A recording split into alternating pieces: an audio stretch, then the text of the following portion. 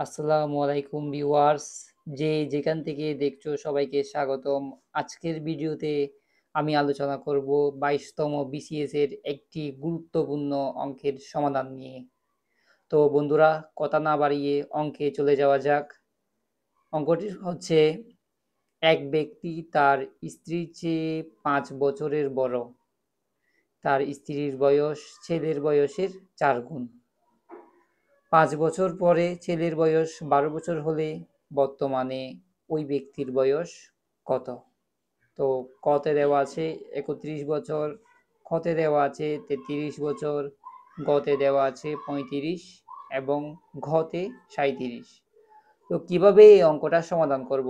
এরকম একই টাইপের অঙ্ক আরো বিভিন্ন পরীক্ষায় আসছে, আপনারা যদি চেক করে দেখেন ইনশাল্লাহ পেয়ে যাবেন।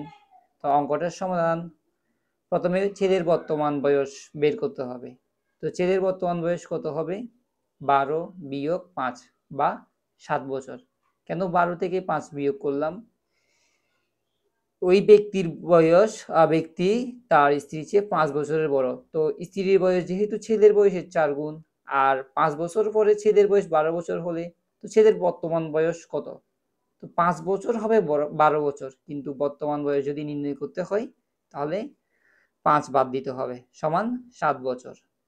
তো লোকটির স্ত্রীর বয়স যদি ছেলের বয়সের 4 গুণ হয়, তো ছেলের বয়স 7 বছর, স্ত্রীর বয়স 7 গুণ 4 বা 28 বছর।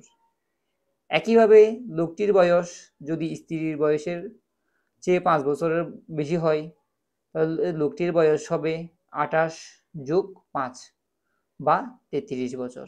তো শর্টকাটে কীভাবে নির্ণয় করব?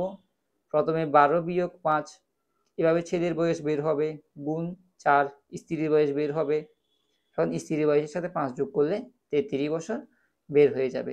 তো এভাবেই শর্টকাটেও অঙ্কটা সমাধান করা যায়। তো ভাই বন্ধুরা, যদি এই ভিডিওটা যদি ভালো লাগে অবশ্যই একটা লাইক, কমেন্ট, ফলো, সাবস্ক্রাইব করে ভিডিওটা শেয়ার করে অন্যদেরকে দেখার সুযোগ করে দিবে। আসসালামু আলাইকুম।